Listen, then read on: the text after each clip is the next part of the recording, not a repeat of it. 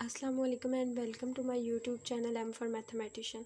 So we have discussed question number 20 and 21 in previous video. So now we are going to discuss question number 22.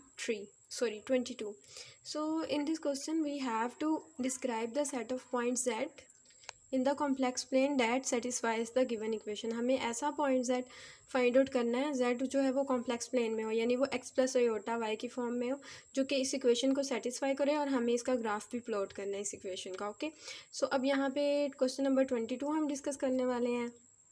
Okay, सो ये रहा हमारे पास question number 22 का solution. सो हम पहले इसका algebraically solution देखते हैं, एल्जेब्रिकली सॉल्यूशन देखते हैं।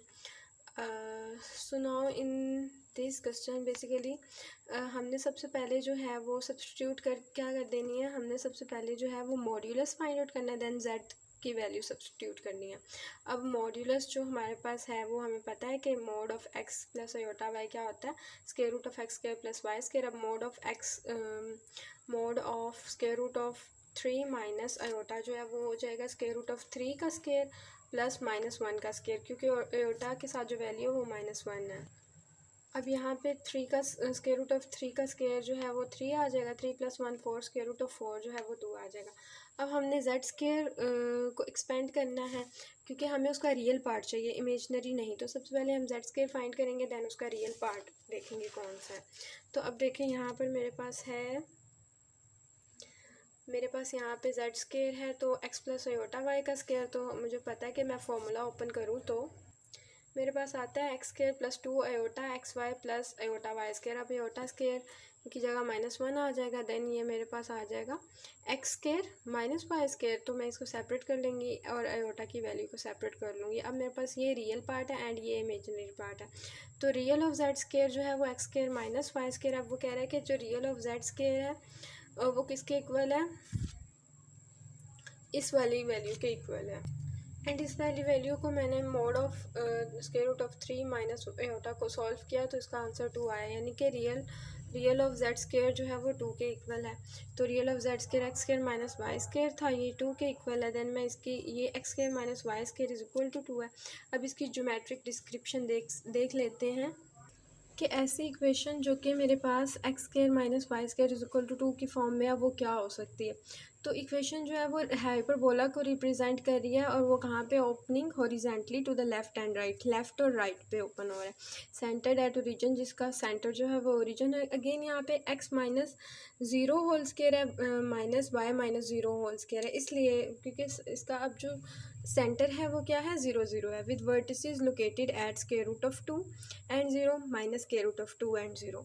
तो अब इसकी जो वर्टिसेस हैं वो यहाँ इन पॉइंट्स पे लोकेट होती हैं। अब इसका रियल बेसिकली ये ज्योमेट्रिक डिस्क्रिप्शन हमें कैसे पता चली, वो इस तरह के हमने इसी इक्वेशन से इसका रियल और इमेजनरी इंटरसेप्ट फाइंड किया। अब एक्स इंटरसेप्ट के लिए हमने क्या किया, हमने वाई 0 के इक्वल पुट किया, तो यहाँ पे एक्स जो है वो plus minus square root of 2 आ गया। तो यानी कि जब हमारे पास y 0 था तो x की value plus minus square root of 2 थी, या हम ये कह सकते हैं कि square root of 2 0 and minus square root of 2 0। अब हमने इसमें y इंटरसेप्ट के लिए हम x is equal to 0 put करेंगे। जब हम x is equal to 0 put करेंगे तो हमारे पास जो इक्वेशन आएगी वो आएगी 0 square minus y square is equal to 2। So यहाँ पे y square is equal to -2 आ जाएगा। अब हमें पता है कि जो हमारे पास y स्क्वायर है ये किसी भी हम ये कह सकते हैं कि जब हम स्क्वायर लेते हैं तो कभी भी नेगेटिव नंबर नहीं आता, स्क्वायर हमेशा नेगेटिव नंबर को भी पॉजिटिव करता है, तो आंसर हमेशा पॉजिटिव ही आता है। तो हमने ये लिख लिया कि since squaring a real number y can not yield a negative result, this equation has no root और सॉल्यूशन। मेरे पास y square is equal to वो -2 आ रहा था, तो इस इक्वेशन का कोई सॉल्यूशन नहीं होगा, तो कोई इमेजिनरी इंटरसेप्ट नहीं होगा हमारे पास यहाँ पे। अब यहाँ पे ये जो इक्वेशन हमारे पास आई थी ये बेसिकली हाइपरबोला की इक्वेशन थी। अब इसकी जो वर्टिसेस हैं वो मैंने ऑलरेडी एक्स और वाई इंटरसेप्ट के थ्रू फाइंड आउट कर लिए। तो इसका ग्राफ देख लें, इसका ग्राफ ऐसा होगा, पहले हम माइनस स्क्वायर रूट ऑफ 2 और 0 को लोकेट किया तो हमारे पास कुछ ये बन रहा था, एंड स्क्वायर रूट ऑफ 2 और 0 को किया तो ये।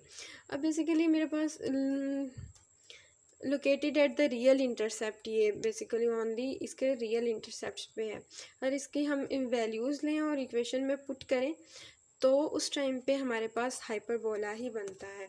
Next, hyperbola opening to left and right. अब ये था मेरे पास क्वेश्चन नंबर 22। अब हम क्वेश्चन नंबर 23 डिस्कस करते हैं।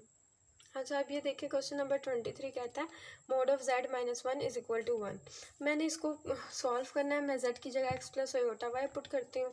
देन मैं रियल को सेपरेट कर देती हूँ, इमेजिनरी को सेपरेट कर देती हूँ। अब मैंने मोड लिया इसका, तो x माइनस वन का स्क्वायर प्लस y का स्क्वायर आ गया इज इक्वल टू वन।